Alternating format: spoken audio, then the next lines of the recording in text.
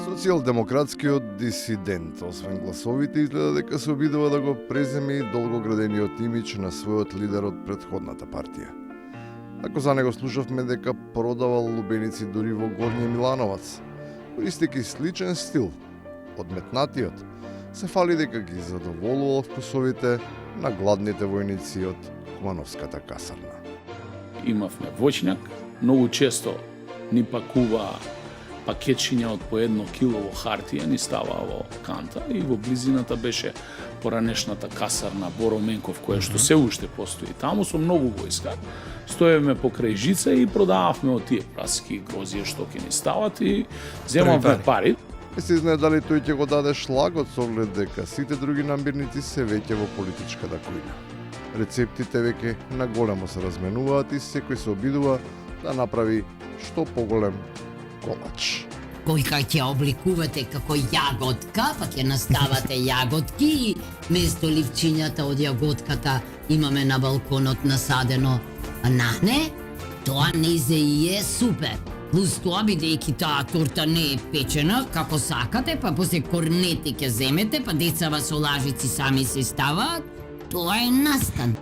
Многу мина кои пробале не веруваат во тие кулинарски способности, па тврдат дека за изгледот, но и за квалитетот на производот е неопходно да се користи сосема друго упатство за приготвување, на кое според нив му недостига и потребното пријателско искуство.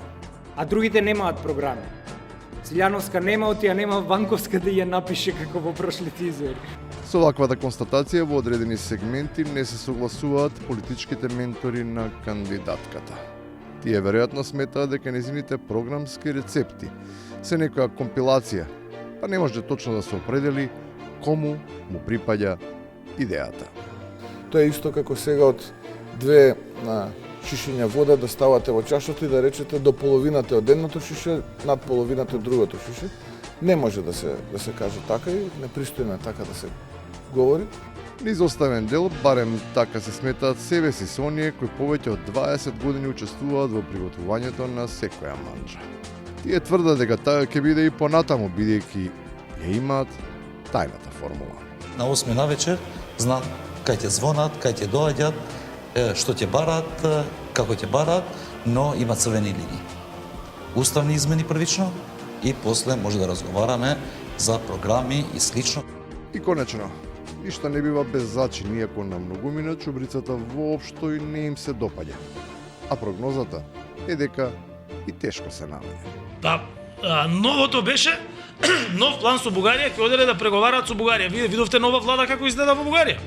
Не, се ние. Не видовте ли како изгледа новата влада во Бугарија?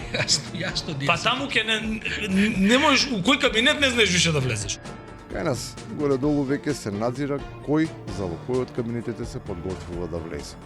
Само не се знае што од сето тоа на крајот ќе излезе. Под рецепт.